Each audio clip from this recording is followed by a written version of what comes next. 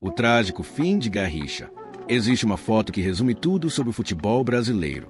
Nela, um homem de 49 anos caminha sozinho pelas ruas de Pau Grande, no interior do Rio de Janeiro. Suas pernas tortas, que um dia driblaram o mundo inteiro, agora mal conseguem sustentá-lo. Esse homem é Manuel Francisco dos Santos. Vocês o conhecem como Garrincha. Em 1962, ele foi considerado o melhor jogador do mundo. 21 anos depois, morreu doente, esquecido, derrotado pelo vício. Esta é, talvez, a história mais trágica do futebol mundial. E se vocês ficarem comigo até o final, vão entender como um ídolo pode ser completamente abandonado pela mesma sociedade que o idolatrou. Para entender a queda de Garrincha, primeiro precisamos conhecer sua ascensão meteórica. Uma história que nenhum roteirista de Hollywood teria coragem de inventar. 1933, Pau Grande, distrito de Magé. Nasce Manuel Francisco dos Santos, com uma deformidade nas pernas que deveria ter impedido qualquer sonho futebolístico. A perna direita era cerca de 6 centímetros mais curta que a esquerda.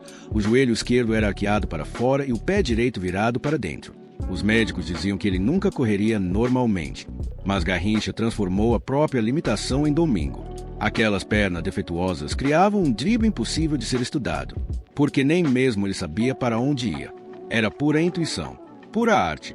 1958, Copa do Mundo da Suécia.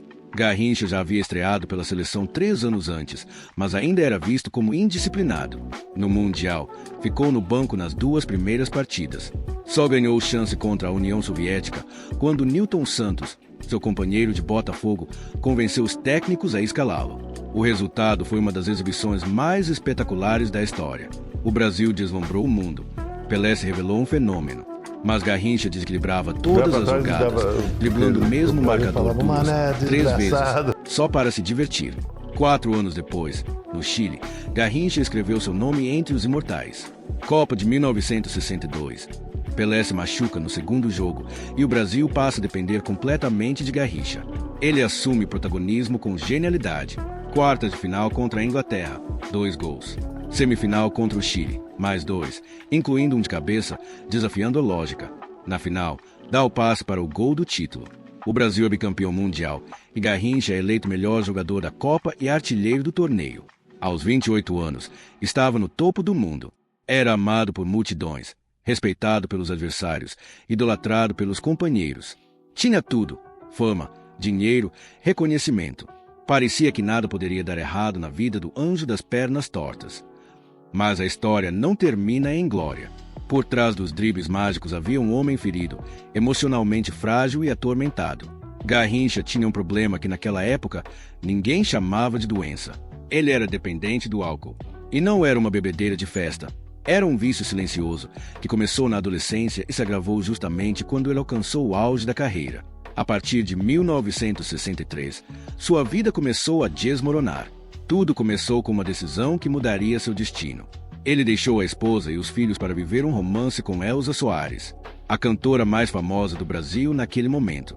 O caso virou escândalo nacional.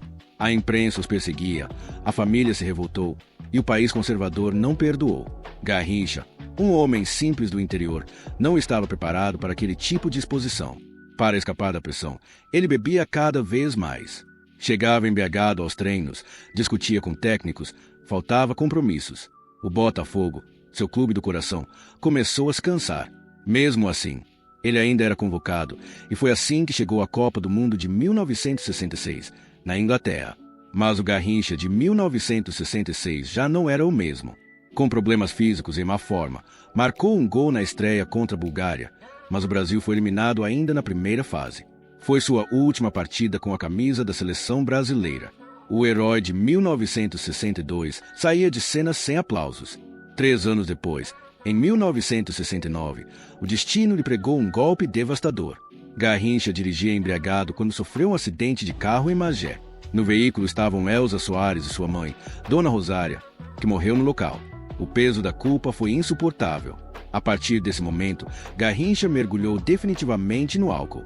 Expulso do Botafogo por indisciplina, passou por clubes menores, Corinthians, Portuguesa, Atlético Mineiro, por fim, Olaria.